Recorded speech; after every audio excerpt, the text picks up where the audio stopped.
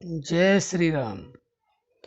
कैसे दिव्य संभोग से तीसरा नेत्र खुलता है, अवश्य जानें। इस दुनिया में यह सभी जानते हैं कि बिना संभोग क्रिया के इस जगत में कोई भी जीव जन्म नहीं लेता है, क्योंकि जीव जब जन्म लेता है उससे पहले संभोग क्रिया आवश्यक होती है। किसी भी योनि में हो, हर जीव संभोग करता है। मेल फीमेल का जब तक संभोग नहीं होता तब तक किसी जीव की उत्पत्ति नहीं होती है। यह सभी जानते हैं और यह अटल सत्य है। लेकिन प्रेमियों, एक ऐसा दिव्य संभोग है जिससे हमारा तीसरा नेत्र खुलता है, यानी कि आज्ञा चक्र हमारा खुल जाता है। यह बहुत कम लोग जानते हैं। यह आध्यात्मिक प्रक्रिया है और वास्तव में ही जब इस दुनिया के लोग किसी को जीवन में लाना चाहते हैं, संतान उत्पत्ति चाहते हैं, तो वह संभोग प्रक्रिया में रत होते हैं। उनको उस समय क्षणिक आनंद प्राप्त होता है। लेकिन जो हम आपको बताने जा रहे हैं वह दिव्य संभोग जो है वह क्षणिक नहीं, उससे परमानेंट और हमेशा के लिए वह आनंद प्राप्त होता है जिसे वाणी से बताया नहीं जा सकता।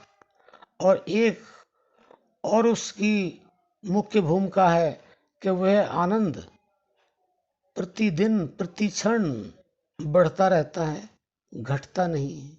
जो कि दुनिया का संभोग आनंद है वह एक क्षण में नष्ट हो जाता है। लेकिन इस दिव्य संभोग को केवल और केवल ऋषि मुनि ही कर पाते हैं, और करने के बाद में वह उस आनंद को प्राप्त करते हैं जो कभी खत्म ही नहीं होता, समाप्त ही नहीं होता है। इसलिए आप भी इसको जान लें कि वह दिव्य संभोग कैसे होता है, जिससे हमें परमानेंट आनंद की प्राप्ति होती है, हमेशा के लिए होती है। चाहे किसी भी आप योनि में हों, आपको उस आनंद से कोई छुड़ा नहीं सकता। उसी को परमानंद भी कहते हैं, उसी को अखंड और अनंत सत्य या प्रेम भी कहते हैं।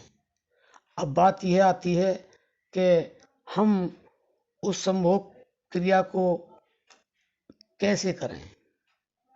भक्तों, बहुत आसान है, बहुत सारे लोग करते हैं, लेकिन कुछ कम ही लोग पहुंच पाते हैं। उसके लिए देखिए, हमारे शरीर के अंदर 72,000 नाड़ियां हैं। उनमें से संतों ने शोध करके 3 नाड़ियों को प्रधान बताया, इंडा, पिंगला, सुषुम्ना।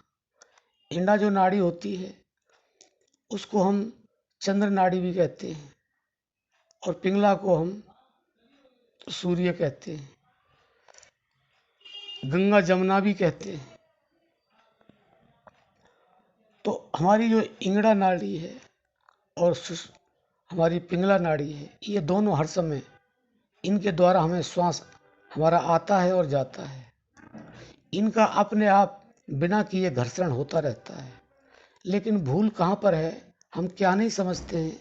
हम यह नहीं समझ पाते कि इनका आपस में मिलन कैसे होगा, वह संभोग कैसे होगा जिससे हमें आनंद की प्राप्ति हो, और आनंद की नहीं, परमानंद की प्राप्ति हो। उसके लिए आपको एकाग्र स्थिति में बैठना होगा और बैठ करके अपने श्वासों का ध्यान करना होगा। जब हम श्वासों का ध्यान करते हैं और आपस में हमारी श्वासें ऊपर गई और नीचे आई, इनमें आपस में घर्षण होता है। और घर्षण होने से क्या होता है, आपने यह भी सुना होगा घर्षण से क्या होता है। बंधुओं, पहले जब इस अग्नि का प्रकाश का जब प्रयोग हुआ था तो पत्थरों को रगड़ रगड़ के और हम अपने जीवन में उस प्रकाश को लेकर के आए। फिर बिजली पानी से बनने लगी, अब तो प्रकाश का ठिकाना नहीं। ऐसे ही वह परम जो प्रकाश है वह निकलता है हमारी श्वासों के आने जाने से, रगड़ से। तो यह वैसे स्वाभाविक हो रहा है और जीवन पर्यंत होता ही रहता है। अब हमें करना क्या है, हमने स्थायी रूप से बैठ करके और हमने श्वासों का घर्षण करना है। उससे घर्षण करते करते हमारे अंदर आज्ञा चक्र में, और वह जिसको हम सुषुम्ना नाड़ी भी कहते हैं, उसमें प्रकाश उत्पन्न होता है। और जब उसके अंदर प्रकाश उत्पन्न होता है तो उस प्रकाश को जब मन देखता है तो इतना आनंदित होता है, उसे कहीं लिखा नहीं जा सकता, उसको वाणी से बोला नहीं जा सकता, वह स्वयं में ही अनुभव होता है।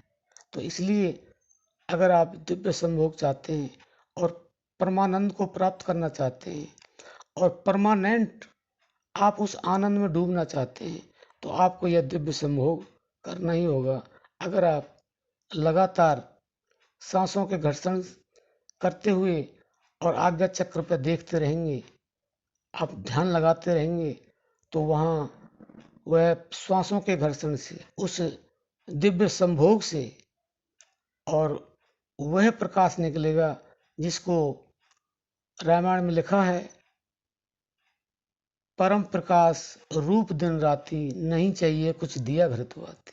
वह परम प्रकाश जिससे हमारा जीवन चलता है, जो प्रकाश जर्रे जर्रे के अंदर विद्यमान है, उसको कोई अल्लाह कहता है, कोई गॉड कहता है, कोई नूर इलाही कहता है, कोई परम प्रकाश कहता है, कोई चांदना कहता है।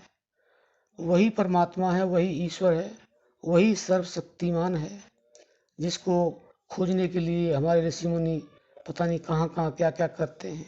आप उसको दिव्य संभोग के द्वारा अपने अंदर ही ढूंढ सकते हैं और उसका आनंद ले सकते हैं, और हमेशा के लिए आपको परमानंद की प्राप्ति हो सकती है। अब हम अपनी वाणी को विश्राम देते हैं। जय श्री राम।